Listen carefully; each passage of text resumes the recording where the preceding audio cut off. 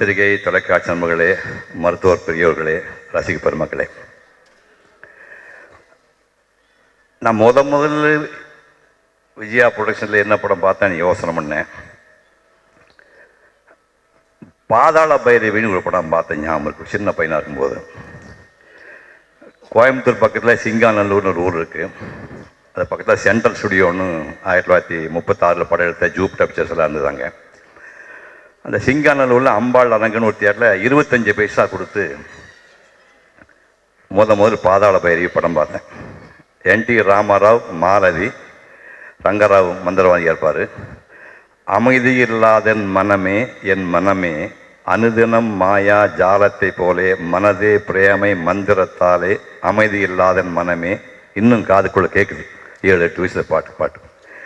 கதாநாயகன் ஒரு சிக்கலை மாட்டிட்டான உடனே படைப்படி கண்டசால அவர் பாடுவார். பிரேம பாசத்தால் வலைதனில் வீழ்ந்தான் அறியாதவன் அன்றோ பாவம் அறியாதவன் அன்றோ இன்னொரு பாட்டு வரும். ராமாராவ் ரொம்ப அழகாக இருப்பார். ராஜா வேஷத்துக்கு இளவரசன் வேஷத்துக்கு ரொம்ப லட்சணமாக இருப்பார். பிரமாதமாக சண்டை போடுவார். அதுக்கப்புறம் நான் பார்த்த படம் மிஸ்ஸியம்மா. அது என்ன சார் படம்? இந்த நாகரெட்டியாரோடைய அந்த பரம்பரையை டீசன்சிக்கு பேர் போன ஒரு நிறுவனம். அது அவ்வளவு டீசெண்டாக ஒரு ஆபாசமாக ஒரு வார்த்தை இல்லாமல் அப்படி ஒரு படம் பார்க்கவே முடியாது.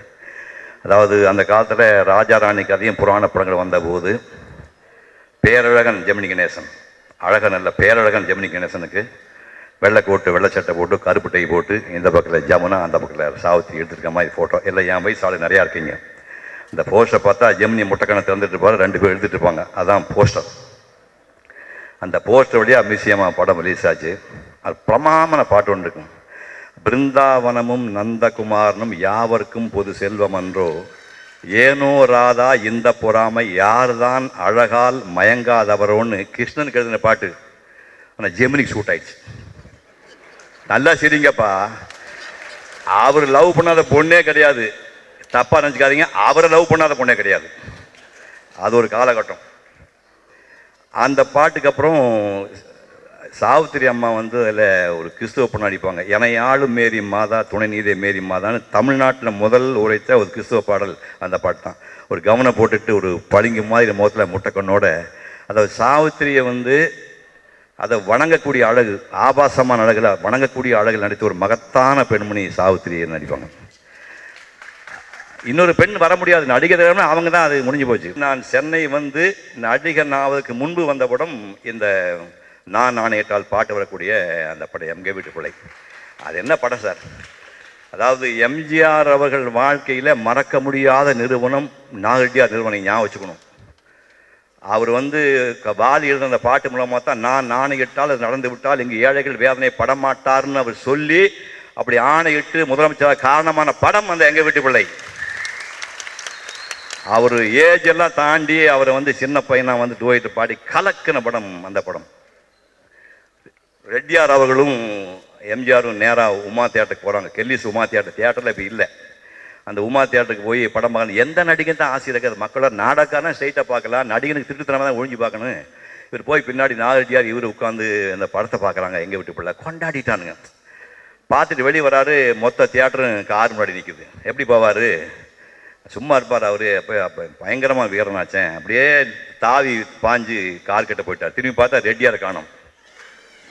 ஐயோ முதலாளி விட்டு போனால் தப்பாக போகும்போது பழையபடி டைவ் அடிச்சு இந்த பக்கம் அவர் விஜயா பதி பாருங்க. இந்த ஆஞ்சநேயர் சஞ்சீவனை தூக்கிட்டு போனால் பொம்மை போட்டுருப்பானுங்க. அந்த அம்மா இவர் தூக்கி தோளில் வச்சுட்டு போய் நாகரெட்டியாரை வண்டியில் ஏற்றி விட்டாங்க. அதுக்கப்புறம் அதே மாதிரி நம் நாடு படம் எடுக்கிறதுக்கு முன்னாடி இவர் ரெட்டியார் விட்டா இந்த மாதிரி நான் அரசியல் போகலாமான்னு யோசனை பண்ணிட்டு இருக்கிறேன். அது அந்த தத்துவங்களை வச்சு நம்ம ஒரு படம் எடுப்போம். அது ஒர்க் அவுட் ஆச்சுன்னா நான் அரசியல் போகிறேன் எல்லாம் விட்டுலான்னு சொல்லி நம் நாடு கதையை இவர் அரசியல் போகலாமா வேண்டாமான்னு வெள்ளோட்டமாக எடுப்பட்ட கதை. அந்த கதையை எடுத்து ரெடி பண்ணி படம் ரிலீஸ் ஆகுது. மேகலா தியேட்டர் ஓட்டேரி பக்கத்தில் மேகலா தியேட்டர் இருக்குதான்னு தெரியல. இப்போ அந்த மேகலா தியேட்டருக்கு இவர் 2 பேர் போகிறாங்க.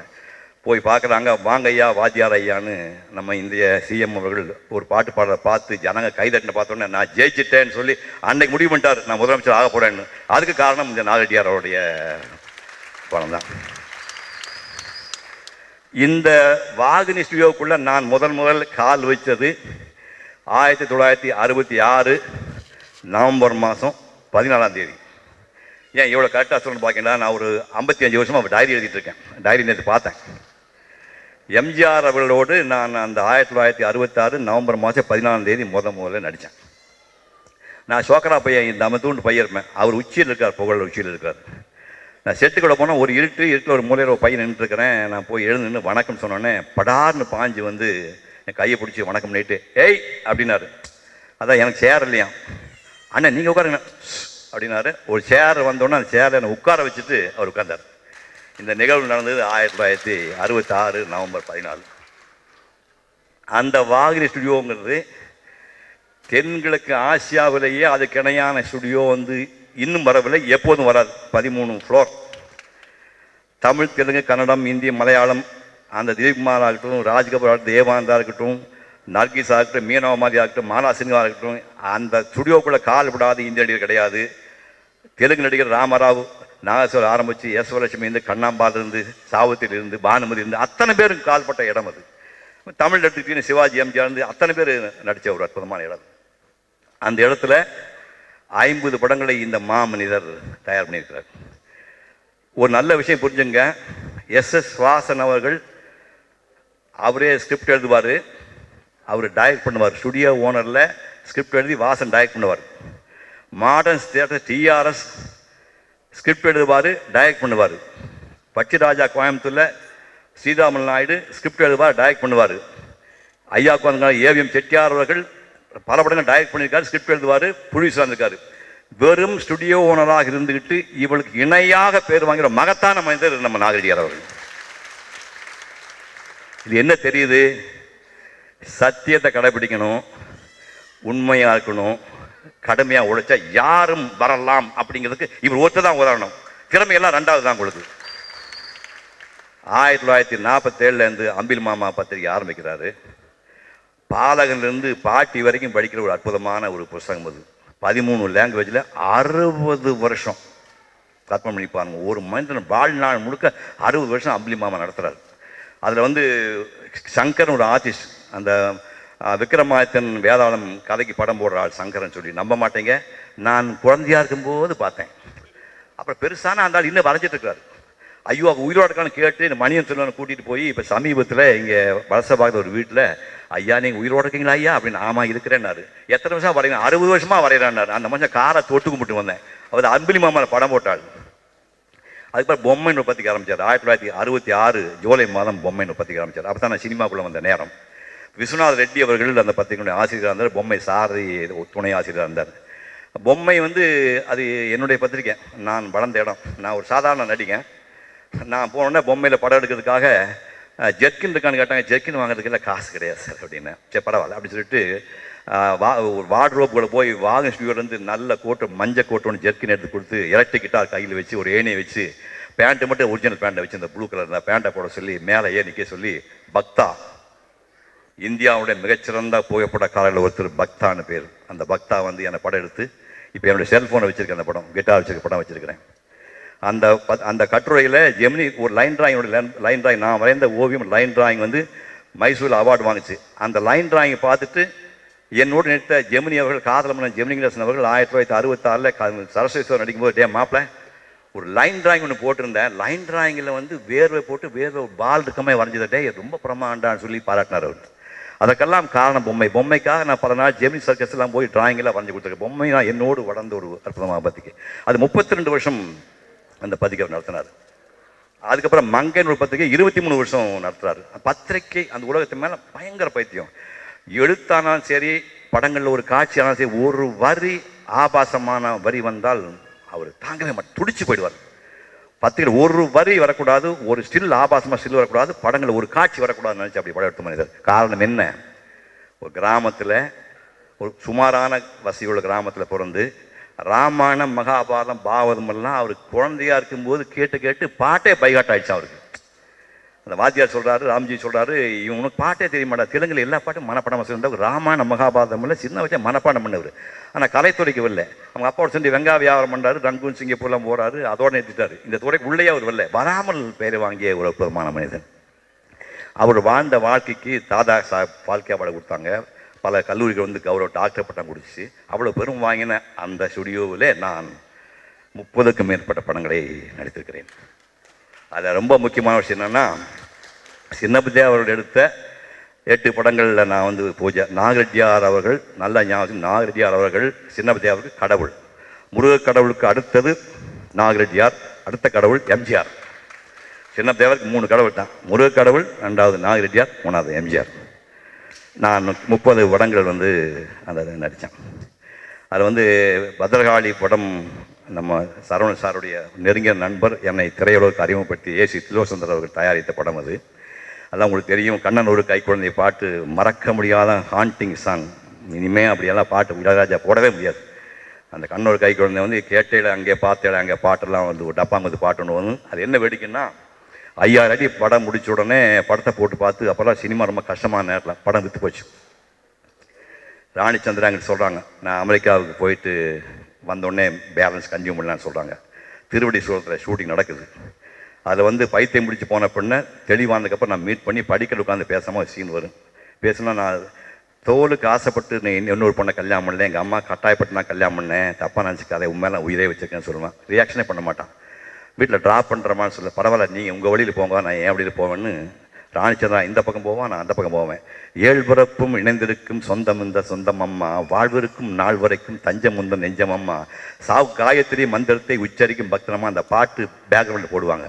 அதுதான் நான் ராணிச்சந்திராவை கடைசியாக பார்த்தது. இப்போ துபாய் போனாங்க, ஒரு 4 நாள் நிகழ்ச்சி முடிச்சுட்டு வந்தாங்க.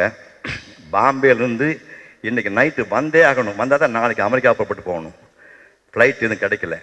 ஒரு 10 பேர் எமன் விளையாடுறான் பாருங்க, 10 பேர் சேர்ந்து நாங்கள் போயே ஆகணும், நாளைக்கு அமெரிக்கா போகணும், ஒரு ஃப்ளைட்டு வேணும் கட்டாயப்படுத்தி, ஆட்டோவையாது ஒரு மூளை நிற்கிற ஒரு ஃப்ளைட்டை வந்து, அதான் ஒரு ஃப்ளைட் காலியாக்குது போல் இருக்கேன், அந்த ஃப்ளைட் போயாது அவங்க கட்டாயப்படுத்தி, என்ன எப்படி ஏர்போர்ட்டில் அத்தாரிட்டிஸ் ஒத்துக்கிட்டாங்கன்னு தெரியல, ஒரு பைலட்டை பிடிச்சி கொடுத்து ஒரு 10 பேர் ஏறி டேக் ஆஃப் ஆகி 1000 அடி போகும்போது எல்லாம் பெல்ட் போட்டு உட்காந்துருக்காங்க. டபான்னு ரிவர்ஸ் ஆகிடுச்சு ஃப்ளைட்டு. பெட்ரோல் பின்னாடி பெட்ரோல் டேங்க் ஓப்பன் ஆகி உள்ள ஃப்ளூயில் அடிச்சுது, படான்னு பற்றிச்சு, அவ்வளோதான். அடுத்த வினாடி கதையை முடிந்து விட்டார். அதுக்கப்புறம் 6 அடி 2 கிலோமீட்டர் திலோசந்தர் நொறுங்கி போய்விட்டார். சரவணன் சார் உட்காந்துக்கார். இவரை போன்றவுடைய அந்த ஊக்கத்தினால் தான் அந்த மனிதன் இன்னும் உயிர் கொடுக்கின்றான். அதுக்கப்புறம் நான் போய் பார்த்தேன். உங்களுக்கு ஆறுதல் சொல்கிற அளவுக்கு நான் ஸ்டூடெண்ட்டு, எனக்கு தகுதி இல்லை சார், கொஞ்சம் பொறுமையாருங்கன்னு சொல்லி, நான் பட்டிக்காடு ராஜா படத்தில் என் கூட ஒரு பொண்ணு டான்ஸ் ஆச்சு, புஷ்பான்னு பேர், குரூப் டான்ஸ் ஆச்சு. அந்த கேர்ள் வந்து ராணிச்சந்திராமாகியே இருக்கு. நான் பெயிண்டர், பேசிக்கலி பெயிண்டர், 6 வருஷம் பெயிண்டிங் படித்தேன். ஸோ அதை பார்த்துட்டு கிட்டத்தட்ட ஹைட்டு சுருட்ட முடி கண்ணனை ஒரே மாதிரி சொல்லி தேட சொல்லி ஜூனியர் ஆர்டிஸ்ட் சொல்லி இந்த புஷ்பாவை கண்டுபிடிச்சி சொல்லி அந்த புஷ்பாவை கண்டுபிடிச்சி திலோசனர் வீட்டில் வச்சு மேக்கப் போட்டு அந்த ராணிச்சந்திராவுக்கு என்ன ரிசம்பிளன்ஸ் கண்டுபிடிச்சி, நம்ப மாட்டேங்க, 1/3 ஃபில்ம் புஷ்பாங்கிற பொண்ணை வச்சு எடுத்து சில்வர் ஜூப்ளி ஓடியது. அந்த படத்தை நாங்கள் துவக்கி எடுத்தது இந்த வாகினி ஸ்டுடியோவில். அதுக்கப்புறம் நம்முடைய முதலமைச்சர் ஜெயலலிதாவுடைய 100வது படம் திருமாங்கல்யம், அந்த வாகினி ஸ்டுடியோ 8வது ஃப்ளோரில் தான் அந்த படத்தை நாங்கள் ஷூட் பண்ணோம். அது என்ன வேடிக்கைன்னா, அந்த உலக புகழ் மார்க்கஸ் பாட்லே அவர்கள் எனக்காக லைட் பண்ணார். அந்த படத்தை டைரக்ட் பண்ணவர் இன்னொரு உலக புகழ் வின்சென்ட் அவர்கள் அந்த படத்தை டைரக்ட் பண்ணார். அந்த படம் அங்கே தான் படமாக்கப்பட்டது. அதுக்கப்புறம் வந்து ரேவதி ஸ்டுடியோன்னு ஒன்று இருந்துச்சு அந்த காலத்தில். 1958-59 ரேவதி ஸ்டுடியோ 2 ஃப்ளோரோடு இருந்தது. அதை வாங்கி வாகினோட இணைச்சி 13 ஃப்ளோராக பண்ணிட்டாங்க. அந்த 13வது ஃப்ளோரில் தான் காரைக்கால் அம்மையார் என்ற ஒரு படத்தை ஏபி நாகராஜன் அவர்கள் அங்கே ஷூட் பண்ணார், கிளைமாக்ஸ் சீன் ஷூட் பண்ணார். ரெட்டியார் அவர்கள் சாதாரண நினச்சிக்காதீங்க, நான் ஒரு சாதாரண பையன், வழியில் பார்த்தா கூட தம்பி ஏதாவது குறை இருந்தால் சொல்லுங்கள், நான் கரெக்ட் பண்ணிக்கலாம், மேக்கப் ரூம்லையோ வேற எங்கேயோ தப்பு இருந்தால் சொல்லுங்கள், கரெக்ட் பண்ணிக்கலாம் சொல்லுவாங்க. எப்போ பார்த்தா சொல்லுவார். இந்த ஷூட்டிங் அப்போ வருவார், வாரத்தில் 2 நாள் வந்து பார்ப்பார். நான் ஒரு சின்ன பையன், நான் எங்கேயோ பொம்மை போட்டு ஊசிட்டு இருந்தாள். வித்யா வந்து குழந்தையிலேருந்து நடிச்சிட்டு இருக்கவா, 5 வயசுல டான்ஸ் ஆடுற பொண்ணு, அவளுக்கு இதை 20 இயர்ஸ் எக்ஸ்பீரியன்ஸு, நமக்கு ஒன்றும் கிடையாது, மாடு பயிச்சிருந்த பையன் நான். என்னை கொண்டாந்து மியூசிக் டைரக்டர் யாருன்னு கேட்டோன்னே, இவர் தான் சார் நம்ம குன்னக்குடி வைத்தியநாதன் ஏபின்னு சொல்லியிருக்கிறாரு. எனக்கு அவன் வயலின் வாசி பையனாச்சு, அவன் எப்படி மியூசிக் போடுவான், ஏன் நம்ம கேவி மாதம் ஏன் போடலான்னு கேட்டோடனே ஏபி டென்ஷன் ஆகி போயிடுச்சு. உடனே வைத்தியநாதன் ஃபோன் பண்ணி, அம்மா ஏதோ சீரியஸாக இருக்காங்க, நீ போய் பாருன்னொன்னே காலை 4:30 மணிக்கு அவர் ராணி இல்லை, தங்க பிளேட் சாப்பிட்ட தியாகராஜா பாவர் வந்து 750 ரூபா வாங்கும்போது நம்ம 1 லட்சம் ரூபா சம்பளம் வாங்கலாம் 1934. ராணி பெண்களை சந்தோஷப்பட்டுங்க, இனிமேல் ஒரு பெண் வரவே முடியாது. 1934 1 லட்சம் ரூபா வாங்கின ஒரு பெண்மணி அந்த அம்மா கிட்ட போய் குன்னக்குடி பொட்டி தூக்கிட்டு போய் நிற்கிறாரு. ஏண்டா அம்பி மியூசிக்கெல்லாம் போட ஆரம்பிச்சிட்டியா? ஏதோ போட்டிருக்கம்மா, நான் கொஞ்சம் வாசி காட்டுறேன் பாருங்கள், நல்லா இருந்தால் யூஸ் பண்ணிக்கலாம், இல்லைன்னா நான் ஆசீர்வாதம் போடுறேன்னா போடு அப்படின்னு. மியூசிக்கில் லக்ஷ்மணன் உட்காந்துருக்காரு. தீஸ்ரம் சதீஸ்ரம் கண்டம்னு 3 தாளங்கள் இருக்குது. அந்த 3 தாளத்தையும் அடிப்படையாக வச்சு 8ஆம் கிளாஸ் படித்த நம்ம ஆள் கவியரசு கண்ணதாசன் பாட்டு தான் சார். தக தக தக தக தக என ஆடவா சிவ சக்தி சக்தி சக்தியோடு ஆடவா ஆலகாலனே ஆலங்காட்டினில் ஆடிடும் நாயகனே நீலகண்டனே வேத நாயகா நீதியின் காவலனே தாள வகைகளோடு மேல துந்துவிகள் முழங்கிட ஓர் கணமே காலை தூக்கியே ஆனந்த தாண்டவம் ஆடுக மன்னவனே முத்துக்கொடி சக்தி குலமகள் வித்துக்கூறு வெள்ளம் துணையென பக்தி கொடி பலரும் நெஞ்சில் விளையாட தித்திப்பது இறைவன் பேரென பற்று தரும் பரமன் துணையென சுற்றத்தூறு மனிதர் குலம் ஒரு இசைப்பாட கற்றுத்தரும் ஒரு வகை அறிவினில் முற்றும் தெரிவது ஓர் மனிதர்கள் வெற்று புகழ் பெறுவார் அவன் உறவாட திக்கு பல திமி திமி திமி என தக்க துணை தக தக தகவலன் தட்டக்கடல் அலையன நடமிடு உலகாட எம்மைக்கும் 7 பிறவிக்கும் வற்றாகி எழிலோடு எமையாளவா ஈழசெய் நாடகம் முத்தமிழ் தம்மிலே இயங்கியே நடமாடவா அம்மைக்கும் நாயகா அப்பனே ஐயனே அரசனே நடமாடவா ஆடுகிற காலழகில் காடுபொடி யாகவன அம்மையுடன் நீ ஆடவா சிரிப்புக்குள் நெருப்பொன்று வரச் செய்த நீ நெருப்புக்குள் நீரொன்று தரச் செய்த நீ கருப்பைக்குள் இருப்புக்கு முயல் தந்த நீ கழிப்புக்குள் உலகங்கள் நடமாடவா உலகத்து நிதியே சமயத்து பொருளே இதயத்து அறிவே இருளுக்குடைய ஆடவா நடமாடவா.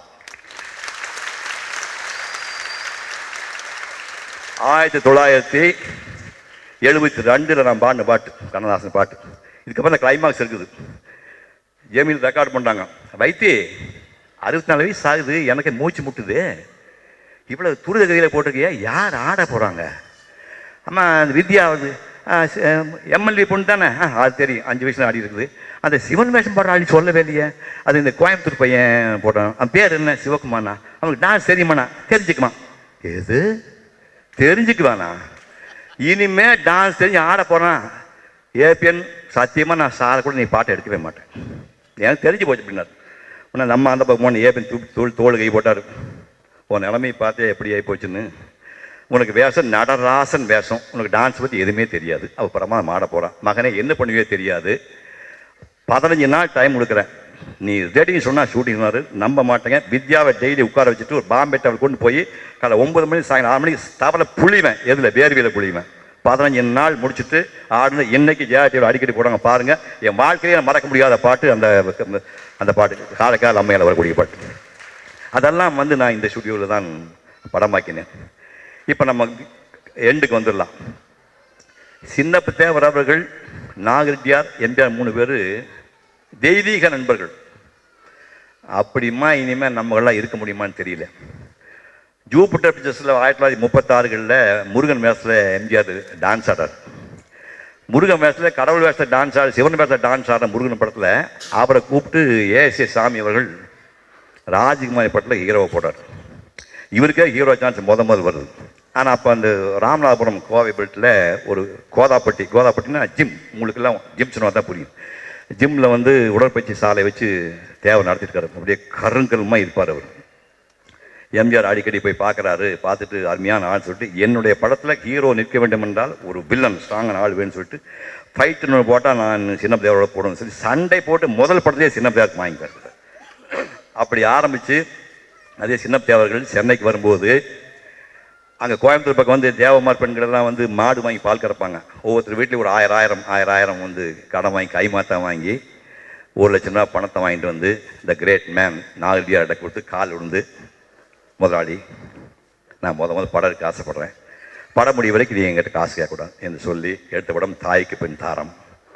1956 வந்து எம்ஜிஆருடைய படம் தாய்க்கு பின் தாரம். நான் வந்து மதுரை தங்கம் தியேட்டர்லேயே நான் அந்த படத்தை முதல் பார்த்தேன். அதுக்கப்புறம் அப்போ புருஷன் முண்டாட்டியுமே தானே நட்புங்கிறது, ஊடல் கூடல் மாதிரி தானே. அந்த கிரேட் எம்ஜிஆருக்கும் தேவருக்கு சின்ன ஊடல் கூடல், நீ பெரிய ஆளா நான் பெரிய ஆளான்னு 2 பேரும் திருப்பிட்டாங்க. திருப்பிட்டு ஒரு 5 வருஷம் ஓடிச்சு. இவர் எடுத்த படமெல்லாம் ஆஃப். யாருக்கு? தேவருக்கு எடுத்த படமெல்லாம் ஃப்ளாப். துண்டை ரெடி பண்ணிட்டார் ஊருக்கு போகிறது. அங்கே எம்ஜிஆர் நிலைமை என்ன? அவர் படங்களில் போயிட்டுருக்குது, பெருசாக வாழ்வா சாவா போராட்டம் தான். போய் கும்பகோணத்தில் வந்து ஒரு நாடகம், இன்ப கனவு நாடகம் போடுறாரு.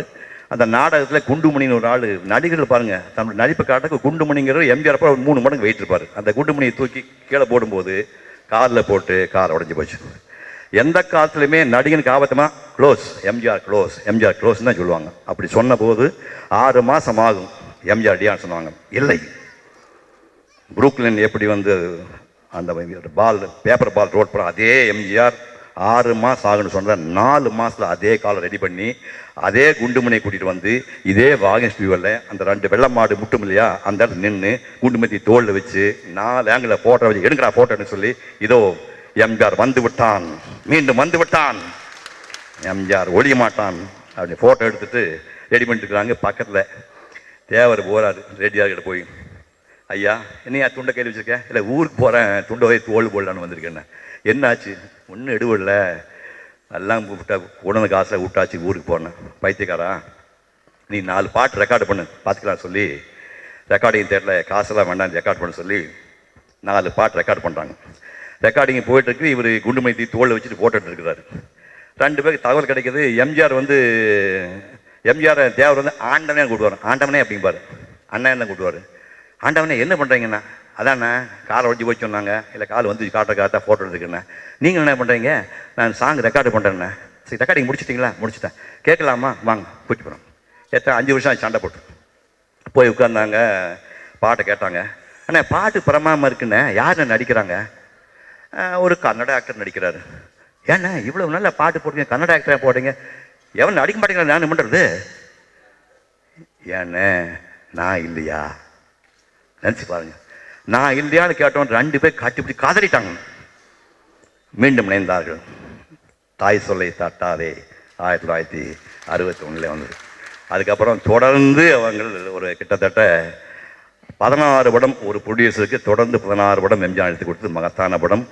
அந்த தெய்வீக மனிதர்கள் அதில் ஒருத்தர் மும்மூர்த்தியில் ஒருத்தர் நாகரெட்டியார், அவர் பெயரால் இந்த விருது கொடுத்துருக்காங்க. இந்த விருது காலகாலத்துக்கும் வெங்கட்ராம ரெட்டி அதுக்கப்புறம் அவர் பிள்ளைங்க காலம் பேர பிள்ளைங்க காலம் தொடர வேண்டும் என்று வாழ்த்தி விடைபெறுகின்றேன். நன்றி, வணக்கம்.